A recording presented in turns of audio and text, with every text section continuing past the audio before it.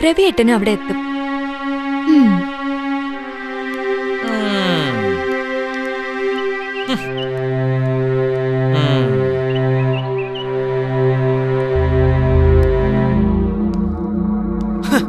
കഷ്ടം തന്നെ ഇവരുടെയൊക്കെ കാര്യം.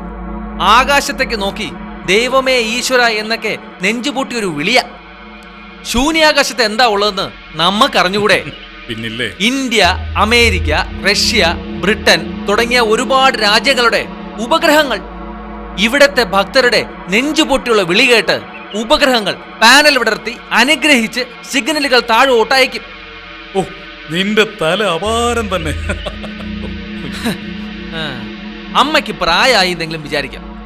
ആ അർച്ചനയുടെ കാര്യ കഷ്ടം. തനി കൺട്രി. എടാ, ദൈവത്തിന്റെ സാന്നിധ്യം കൊണ്ട് ആരെങ്കിലും നന്നാവുമെങ്കിൽ ആദ്യം അവിടത്തെ പൂജാരി നന്നാവണം. രണ്ടാമത് ഈ ഞാൻ നന്നാവണം. 5-ാം വയസ്സ് തൊട്ട് ഈ അമ്പലത്തിന്റെ മുന്നിൽ വന്നിരിക്കാറില്ലേ നമ്മള്? 25 കൊല്ലത്തെ ദൈവ സാന്നിധ്യം കൊണ്ട് കുറഞ്ഞ പക്ഷം ആർട്സ് കോളേജിന്റെ പ്രിൻസിപ്പൽ എങ്കിലും ആകേണ്ടവനല്ലേ ഞാൻ?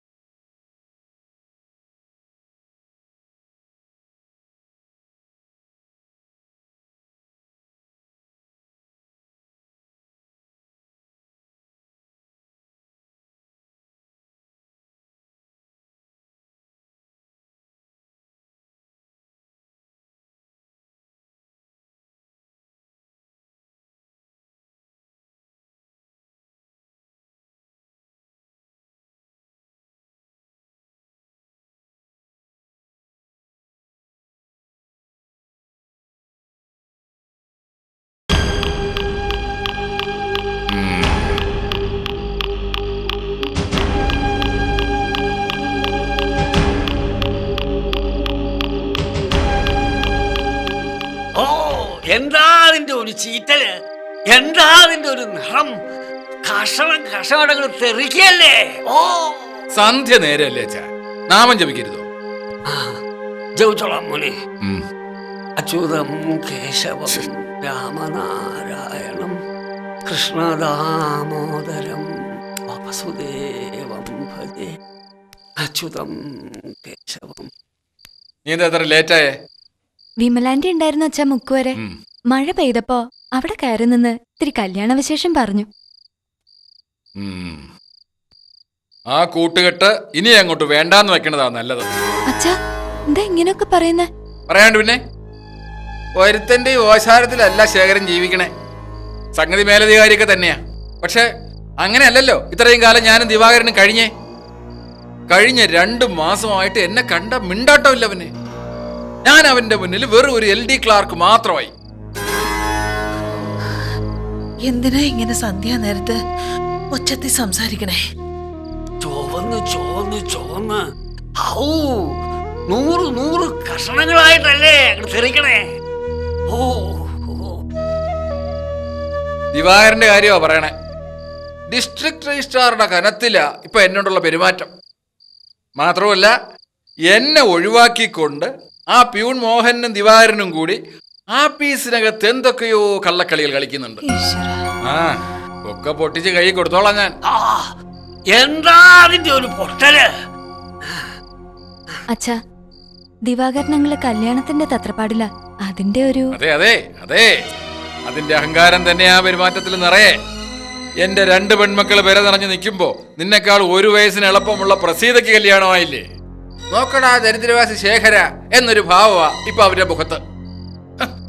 മനുഷ്യർ ഇങ്ങനെയും മാറിപ്പോവോ? ഏട്ടാ, അത് ഇതൊക്കെ അച്ഛന്റെ തെറ്റിദ്ധാരണയാ.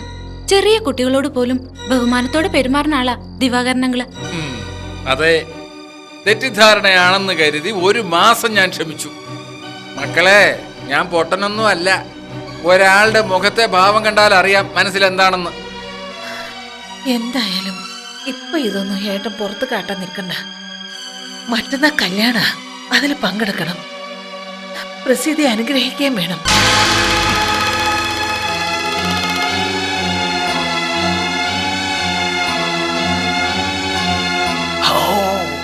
എന്താ അതിന്റെ ഒരു നിറം? ഗുരുവിക്കിണ്ണം തട്ടിമറിഞ്ഞ പോലെ.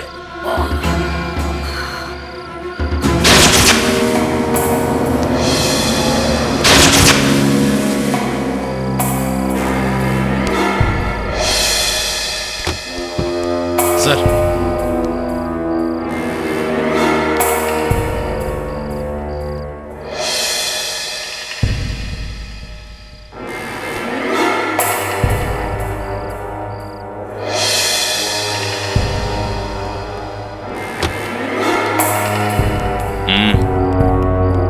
ഇതാ സർ. ആ, താൻ വരണ്ട, കൊണ്ട് മാറിയേക്ക്.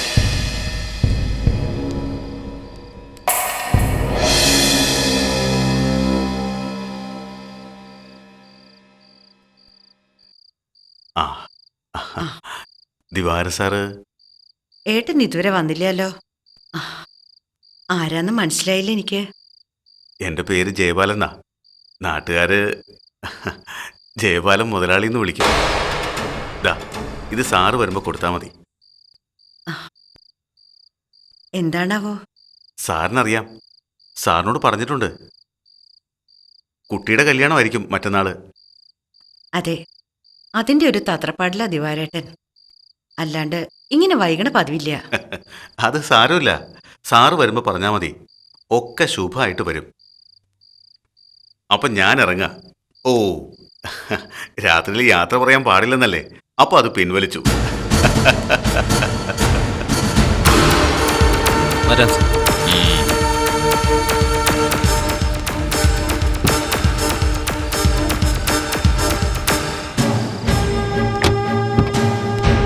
വണ്ടിയെടു.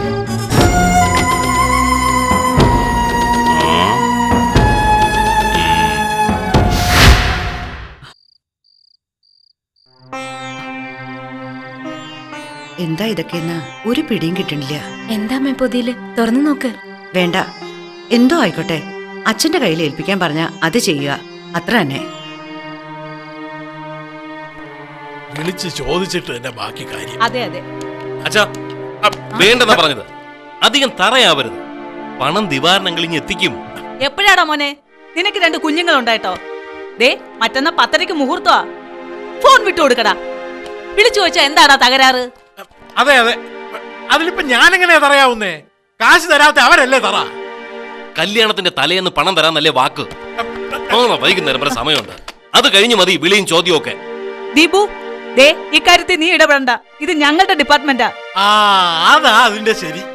എടാ മോനെ, ഒരച്ഛനെന്ന നിലയ്ക്ക് എനിക്ക് ചില ഭാരിച്ച ഉത്തരവാദിത്തങ്ങളൊക്കെ ഉണ്ട്. അത് നിറവേറ്റാനാ സ്ത്രീധനം വാങ്ങുന്നേ, അല്ലാതെ ബാങ്കിലിട്ട് പലിശ വാങ്ങാനൊന്നും അല്ല.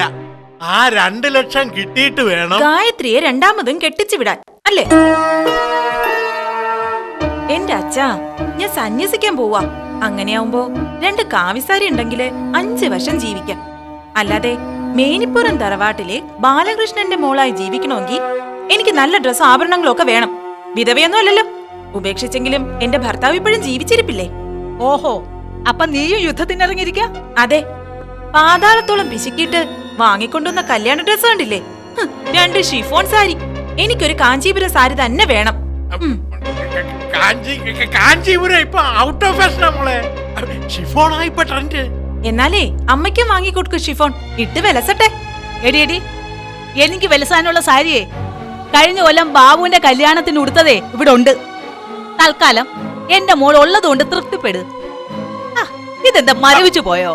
ഈ ഫോൺ എടുത്ത് അങ്ങോട്ട് വിളിക്കും മനുഷ്യ. കാശിന്റെ കാര്യത്തിന് അച്ഛൻ ഇപ്പൊ വിളിച്ചാ പുറകെ വിളിച്ച് ഞാൻ പറയും എനിക്ക് സ്ത്രീധനം വേണ്ടാന്ന്. ഞാനേ ഒരു പോലീസുകാരനാ. സർക്കാർ ഉദ്യോഗസ്ഥൻ സ്ത്രീധനം വാങ്ങിയാലും കൊടുത്താലും അത് ക്രിമിനൽ കുറ്റമാണ്. രോഹിണി, സംഗതി കുളം ആവൂ? ഓ പിന്നെ, ഞാനൊരു വര വരച്ചാലേ അവിടെ നിൽക്കും അവൻ. ആ, എന്നാലേ ഞാനൊരു പ്രവചനം നടത്താം. അമ്മ 10 വര വരച്ചാലും വരാൻ പോണ മരുമോള് നിക്കില്ല കേട്ടോ.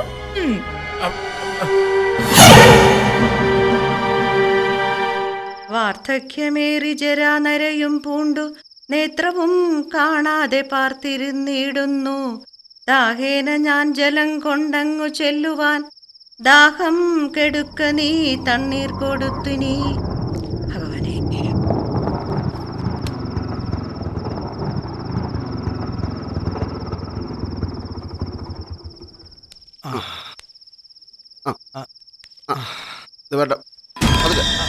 അയ്യോ, എന്താ പറ്റിയേ? മോളെ പ്രസി, ഒന്നുമില്ല എന്ന് പറഞ്ഞില്ലേ? ഒന്ന് കാല് തെന്നി വീണതാ, അത്രേ ഉള്ളൂ. ഞാൻ പറഞ്ഞുതരാം എന്താ ഉണ്ടായെന്ന്. ദിവാകരേട്ടൻ അങ്ങോട്ട് കയറി ഒരിടത്തിരിക്കെ. എന്താ ഉണ്ടായെന്നൊന്ന് പറ. ഒന്നുമില്ല എന്ന് പറഞ്ഞില്ലേ? ബഹളം കൂട്ടല്ലേ മോളെ. അച്ഛനൊന്നുമില്ല. ഓ, ഞാൻ ഇവിടെ ഒന്ന് ഇരിക്കട്ടെ. പേടിക്കാനൊന്നുമില്ല വിമലേട്ടത്തി. ഞാൻ പറയാൻ കാര്യം, 5:30 കഴിഞ്ഞിട്ടാ ആഫീസിൽ നിന്ന് ഞങ്ങൾ ഇറങ്ങിയത്. ഞാൻ നേരെ മാർക്കറ്റിലേക്ക് പോയി. നടന്നു പോയിക്കോളാന്നും പറഞ്ഞ് ദിവാരേട്ട ഇങ്ങോട്ട് പോരുകയും ചെയ്തു. എന്നിട്ട് ഞാൻ പറഞ്ഞില്ലേ വിമലെ, കാലൊന്ന് തെന്നി, അത്ര തന്നെ. ദിവാകരേട്ട ഇത് ആരോടായി മറച്ചു വെക്കുന്നേ? കാല് തെന്നി വീണതല്ല, കാലിടറി വീണതാ. പ്രഷർ കൂടിയിട്ട് ഹൈ BP. പ്രഷറോ? എന്താ, ദിവാരേട്ടന് സൂക്കേടൊന്നും വരില്ലെന്ന് ഈശ്വരൻ പറഞ്ഞിട്ടുണ്ടോ വിമലടത്തിയോട്? കഴിഞ്ഞ 5 വർഷത്തിനിടയിൽ എപ്പോഴെങ്കിലും ഒരു ചെക്കപ്പ് നടത്തിയിട്ടുണ്ടോ? ഇല്ലല്ലോ. കല്യാണം നിശ്ചയിച്ച പിന്നെ വണ്ടിക്കാളയെ പോലെ ഭാരവും വലിച്ച് ഓടടാ ഓട്ടം. മോഹന, നീ ഇവരെ ആശ്വസിപ്പിക്കാൻ വന്നതോ അതോ കുറ്റപ്പെടുത്താൻ വന്നതോ? ഓടേണ്ട കാര്യത്തിൽ ഓടിയല്ലേ പറ്റൂ. അതിനിപ്പോ ആരാ തെറ്റുകാര്? ചകഞ്ഞു നോക്കിയാ തെറ്റൊക്കെ എൻ്റെ തന്നെയാവും. ഒരു പെൺകുട്ടി വളർന്നു വരുന്നുണ്ട്, അതിന് കല്യാണപ്രായമായ ചെലവുണ്ട് എന്നൊന്നും ഓർത്തില്ല ഞാൻ ഇത്രയും കാലവും. മോളിതകത്ത് വെച്ചിട്ട് ഒരു ഗ്ലാസ് വെള്ളം എടുക്ക്, ഗുളിക കൊടുക്കും. വിമലേട്ടത്തി, സകല ഭാരങ്ങളും കൂടി ദിവാരേട്ടന്റെ തലയിലിട്ടിട്ട് ഇനി എന്താ ഉണ്ടാവുകയെന്ന് എനിക്കറിയില്ല കേട്ടോ.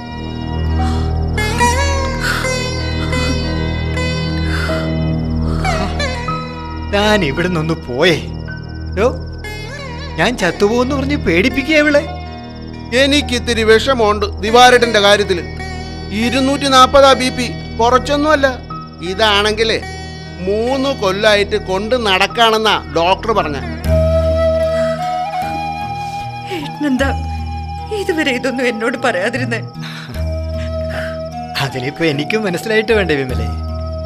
ഇടയ്ക്കൊക്കെ തളർച്ച തോന്നണത് പ്രായം ഏറിക്കൊണ്ട് വരുന്നോണ്ടാണെന്ന് കരുതി. ഇടയ്ക്കൊരു തലകറക്കം വരുന്നത് ജോലി കൂടുതൽ കൊണ്ടാണെന്നും കരുതി. അല്ലാതെ BP കൂടുതൽ കൊണ്ടാണെന്ന് ആരെങ്കിലും വിചാരിച്ചോ? വെള്ളം.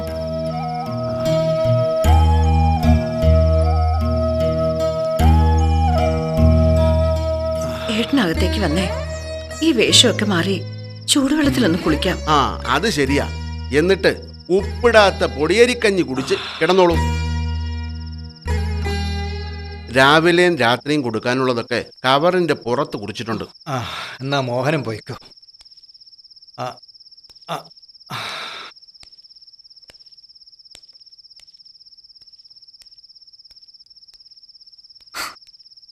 ഞാൻ കാരണമാണോ അങ്കിൾ അച്ഛൻ അസുഖം വന്നേ?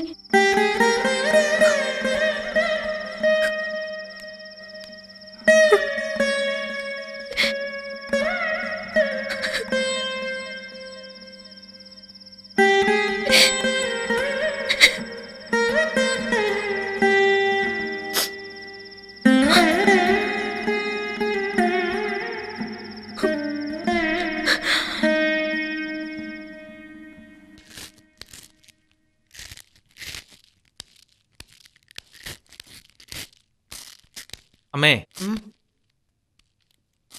ഇന്നലെ രാത്രി ഈ പുകലൊക്കെ ഉണ്ടായിട്ട് അച്ഛനത് ഓഫീസിൽ പോകാനുള്ള ഒരുക്കത്തില്ല. ഇന്നെങ്കിലും റെസ്റ്റ് എടുക്കാൻ പറ. നാളെയല്ലേ കല്യാണം. അച്ഛൻ റെസ്റ്റ് എടുത്ത് ഇവിടെ ഇരുന്നാ നാളത്തെ കാര്യങ്ങളൊക്കെ നീ നടത്തുവോ? ഈ 2 മാസത്തിനിടയ്ക്ക് കല്യാണത്തിന്റെ എന്തെങ്കിലും കാര്യങ്ങള് നീ അന്വേഷിച്ചിട്ടുണ്ടോ? പിന്നില്ലേ, എന്റെ അനിയത്തിയുടെ ഭാവി വരനെ അന്വേഷിച്ചു, കണ്ടുപിടിച്ചു, കമ്പനിയായി. എന്ന് മാത്രമല്ല അഖിലേന്ത്യാ യുക്തിവാദ പരിഷത്തിന്റെ മെമ്പർഷിപ്പ് എടുക്കാൻ ക്ഷണിക്കുകയും ചെയ്തു. ആവൂ, ലോകത്തിൽ വേറെ ഒരേട്ടനും അനിയത്തിക്ക് വേണ്ടി ഇത്രയും ത്യാഗം സഹിച്ചിട്ടുണ്ടാവില്ല. ഞാൻ എന്ത് ചെയ്താലും അമ്മയോ അച്ഛനോ അതിനൊരു വില കൽപ്പിക്കുന്നില്ല. മക്കളെ അംഗീകരിക്കാൻ ആദ്യം പഠിക്കമ്മേ. ഓ, അംഗീകരിച്ചു. നീ ഒന്ന് അപ്പുറത്തേക്ക് പോയേ, ഞാൻ എന്റെ പണി തീർക്കട്ടെ. അല്ലമ്മേ, ആ പൂജാമുറിയിൽ എന്തിനാ ഇങ്ങനെ 24 മണിക്കൂറും വിളക്ക് കത്തിച്ചു വയ്ക്കുന്നേ? നല്ലെണ്ണയ്ക്ക് ഭയങ്കര വിലയാണെന്ന് ഇന്നലെയല്ലേ അമ്മ പറഞ്ഞേ? ഇങ്ങനെ എത്ര കാശാ ചുമ്മാ കളയുന്നേ? അമ്പലത്തിലേക്ക് നടന്ന് നടന്ന് അമ്മയുടെ എത്ര ചെരുപ്പ് തേഞ്ഞു, വഴിപാട് അർച്ചനയും നടത്തി 1 കൊല്ലം എത്ര രൂപയാ പൊടിക്കുന്നേ? ഭൂലോക വേസ്റ്റ്. പ്രവി, സമാധാനത്തോടെ ജോലി ചെയ്തോട്ടെ ഞാൻ. നീ ഒന്ന് അപ്പുറത്തേക്ക് പോകുന്നുണ്ടോ? സഹിഷ്ണുത കുറവാ അമ്മയ്ക്ക്, അതാ ഇങ്ങനെ ദേഷ്യം. അമ്മേ, ഈ യുക്തിവാദം എന്ന് പറയുന്നത് ഒരു തരം ശാസ്ത്ര, തർക്കശാസ്ത്രം പോലെ വിവേകികൾക്കും ബുദ്ധിമാന്മാർക്കും പറഞ്ഞിട്ടുള്ള കാര്യം. അനുഭവിച്ചറിയുന്നതും തൊട്ടറിയുന്നതും കണ്ടറിയുന്നതും മാത്രമേ ഈ ലോകത്തിൽ സത്യമായിട്ടുള്ളൂ എന്നുള്ളതാണ് യുക്തിവാദത്തിന്റെ അടിത്തറ. കൊണ്ടറിഞ്ഞാലോ? എന്നുവെച്ചാ അതാ ദൈവത്തിന്റെ ശാസ്ത്രം. കണ്ടാൽ അറിയാത്തവൻ കൊണ്ടാൽ അറിയുന്ന. ഓ, പിന്നെയും ദൈവം. എന്റെ അമ്മ അങ്ങനൊരു സാധനം ഇല്ല. നോക്കിക്കോ, ഒറ്റ വർഷത്തിനുള്ളിൽ അമ്മയെ ഞാൻ അഖിലേന്ത്യാ യുക്തിവാദ പരിഷത്തിന്റെ മെമ്പറാക്കും. പരിഷത്തിന്റെ അണിയാരം കുന്ന് ശാഖ പ്രസിഡന്റായി പറയുന്നേ, ഇത് സത്യം സത്യം സത്യം. അയ്യോ, പറഞ്ഞു തീരും മുമ്പേ കൊണ്ടറിഞ്ഞല്ലോ. മോനെ, ഇന്ത്യ മഹാരാജ്യത്ത് സംസാര സ്വാതന്ത്ര്യം അനുവദിച്ചിട്ടുണ്ട്. അതുകൊണ്ട് വായി തോന്നിയത് നിനക്ക് വിളിച്ചു പറയാം. പക്ഷേ വയസ്സ് 30 അച്ഛന്റെ ചെലവില നിന്റെ ഈ പറച്ചിൽ. അതും കൂടി ഇടയ്ക്ക് ഓർത്തോളൂ കേട്ടോ. അമ്മ എന്റെ ശമ്പളക്കാരൻ തോണ്ടി പുറത്തിട്ടു. എന്റെ അമ്മേ, കൈരളി പാരൽ കോളേജിൽ 90% പിള്ളേരും ഫീസ് കൊടുക്കുന്നില്ല. പിന്നെ എങ്ങനെ എനിക്ക് ശമ്പളം കിട്ടും? അമ്മ ഒരു കാര്യം മനസ്സിലാക്കണം. അറിയപ്പെടുന്ന യുവകവി ആയതുകൊണ്ട് പല കോളേജുകാരും ഇങ്ങോട്ട് വാ എന്നെ വിളിക്കുന്നുണ്ട്. ഇങ്ങോട്ടൊന്ന് വന്നേ. കോളേജുകാര് വിളിക്കണു. അതച്ഛനാ. വിമലേ, ദാ വരുന്നു. ആ, നീ ഇതൊന്ന് അരിഞ്ഞു വെച്ചേ.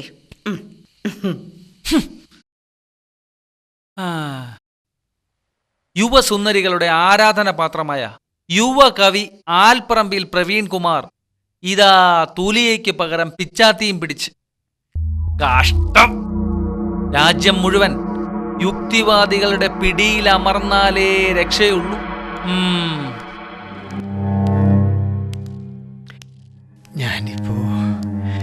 ഞാനിപ്പം എന്താ മോഹന ചെയ്യ? ആ ജയപാലൻ മുതലാളി പണം വീട്ടിൽ കൊണ്ടുപോയി കൊടുത്തു ഇന്നലെ സന്ധ്യക്ക്. താനതൊന്ന് ബാലകൃഷ്ണന്റെ കൈ കൊണ്ട് ഏൽപ്പിക്ക്. ദിവാരേട്ടാ, ഞാൻ ഇവിടെ നിന്ന് മുങ്ങിയ എല്ലാരും ശ്രദ്ധിക്കും. 1 മണിയാവുമ്പോ ദിവാരേട്ടൻ തന്നെ ഒരു ഓട്ടോ പിടിച്ച് ചെല്ല്. അല്ലെങ്കിലും ശ്രീധന കാശ് ഒരു ബന്ധവുമില്ലാത്ത ഞാൻ കൊണ്ട് കൊടുത്ത ബാലകൃഷ്ണേട്ടൻ വാങ്ങിയില്ലെന്നും വരും. രോഹിണിയേട്ടത്തിന്റെ നാവും പണ്ടത്തെ അടിമകളെ തല്ലുന്ന ചാട്ടവാർ ഒരുപോലെയാ. എനിക്ക് വയ്യ അതിന്റെ അടികൊള്ളാൻ.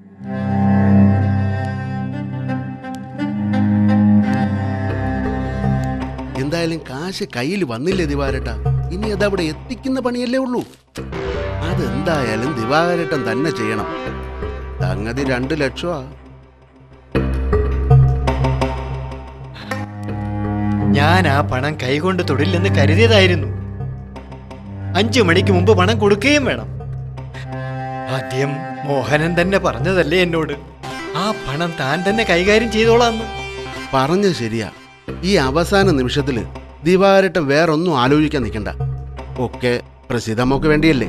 അത് നമ്മളായിട്ട് അങ്ങോട്ട് ആവശ്യപ്പെട്ട കാശൊന്നും അല്ലല്ലോ. ജയപാലൻ മുതലാളി ഇങ്ങോട്ട് പറഞ്ഞ് നിർബന്ധിച്ച് പിടിപ്പിച്ചതാ. വാസുപിള്ള പ്രമാണമൊക്കെ ശരിയാക്കി വെച്ചിട്ടുണ്ട്. 3 മണിക്ക് ജയപാലൻ മുതലാളി ഇങ്ങെത്തും. ഒക്കെ എടുപിടിയെന്നങ്ങ് നടത്തണം. ദിവാരേട്ടൻ നാളത്തെ കല്യാണത്തിരക്ക് ഭാവിച്ച് വായന ഒഴിവാക്കുന്നു. ഒപ്പിടിച്ച് സീലും പതിച്ച് അപ്പൊ തന്നെ വീട്ടിലേക്ക് പോവുകയും ചെയ്യുന്നു.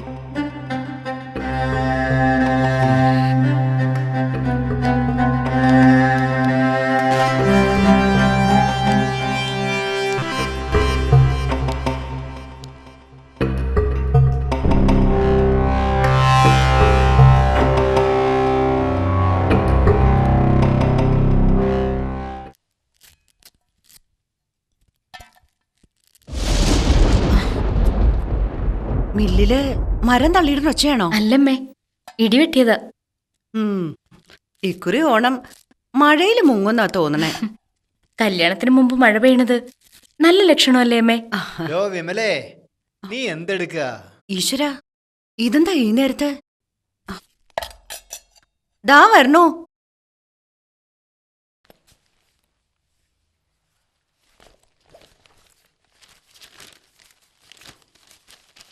ഇതെന്താ ഉച്ചയ്ക്ക് ശേഷം പോണ്ടേ? പോണം. 3 മണിക്ക് രജിസ്ട്രേഷൻ ഉള്ളതാ. നീ ആ പൊതിയും എടുത്തേ. ബാലകൃഷ്ണന് ഇപ്പൊ തന്നെ അത് കൊണ്ടു കൊടുത്തേക്കാം. വെച്ച് താമസിപ്പിക്കും തോറും ആദ്യം ഏറി വരിക. അച്ഛൻ നടന്നു വന്നോ? അല്ല മോളെ, ഓട്ടോയില്ല. അച്ഛന് വേഗം തിരിച്ചു പോണം. നീ ആ കൊടയും എടുത്തേ. മഴ ഇപ്പൊ പെയ്യും.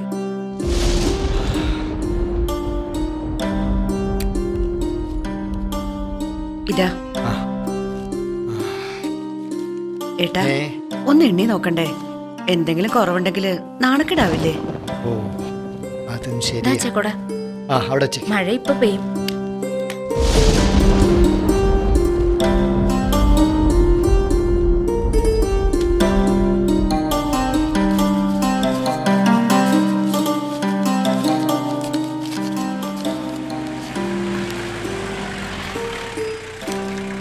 ഗേറ്റിന് പുറത്തൊരു വണ്ടി വന്ന് നിൽക്കുന്നുണ്ട്. ഇനിയിപ്പോ ബാലകൃഷ്ണനായിരിക്കൂ. എങ്കിൽ കയ്യോടെ ഏൽപ്പിക്കായിരുന്നു.